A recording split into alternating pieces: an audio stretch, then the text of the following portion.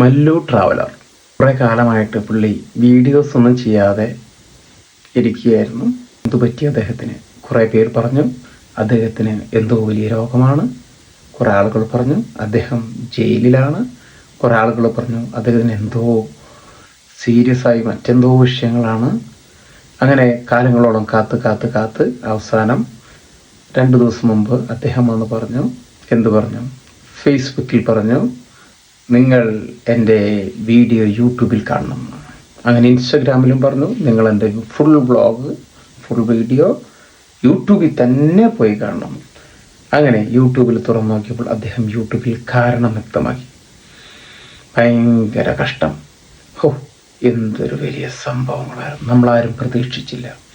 അദ്ദേഹത്തിൻ്റെ ആ മാറാ രോഗം അദ്ദേഹത്തിന് ഷോക്കായിരുന്നു. മക്കളെ, ഷോക്ക്.